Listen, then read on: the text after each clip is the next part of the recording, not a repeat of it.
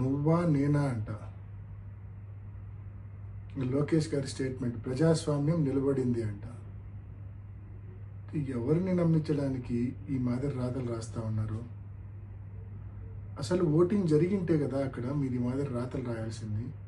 జరిగిందే దొంగ ఓటింగు, దానికి మళ్ళా ఉత్కంఠ, దానికి మళ్ళా నువ్వా నేనా, దానికి మళ్ళా ప్రజాస్వామ్యం నిలబడింది అంటే మీ ఉద్దేశము దొంగ ఓటింగ్ జరిగిందన్న విషయం పులివెందుల మండల ఓటర్లకో లేక ఎంతో వైఎస్ఆర్ కడప జిల్లాకు సంబంధించిన ప్రజలకో మాత్రమే తెలుసు. రాష్ట్రంలోని మిగతా జిల్లాల వాళ్ళకు తెలియదు కదా.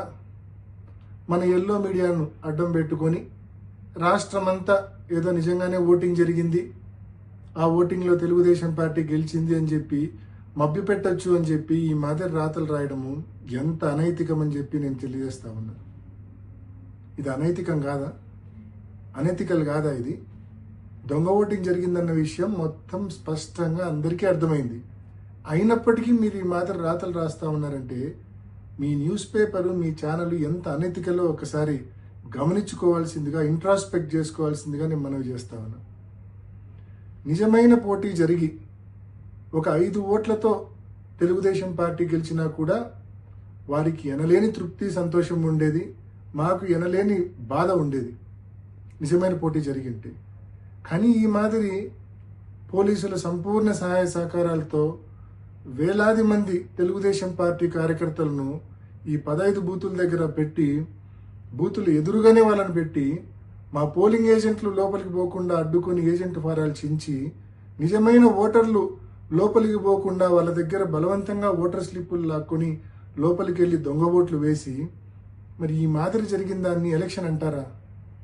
దీన్ని ఎలక్షన్ అంటారా లేకుంటే ఇంకేమైనా అంటారా? మీరు గెలిచినామని చెప్పి మీరు అనుకోవాల్సిందే తప్ప ప్రజలు అనుకునే పరిస్థితే లేదు.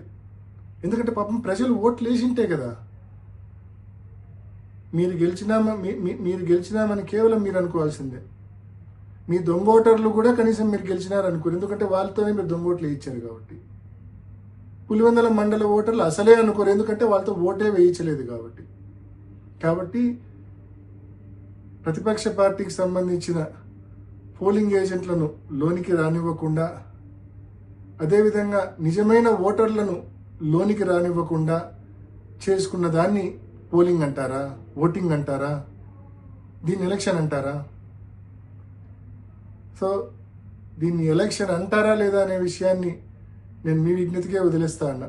నిజంగా ఇది అనైతికమైన ఎలక్షను. నిజంగా ఇది ఒక ఫార్స్, అబ్సల్యూట్ ఫార్స్ ఇది ఈ ఎలక్షన్ అనేది.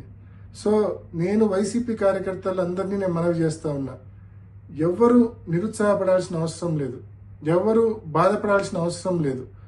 వీరికి గుణపాఠం చెప్పే టైం మనకు కూడా వస్తుంది. కానీ ఆ రోజు మనం ఈ మాదిరి దొంగ ఓట్లతో కాదు, మనం ఎప్పుడూ చేసే మాదిరి నిజమైన ఓటింగ్తోనే నిజమైన ఓటర్తో ఓటు వేయించి వీళ్ళకు గుణపాఠం చెప్దాము.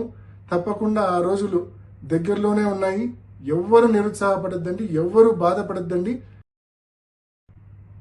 ఇవాళ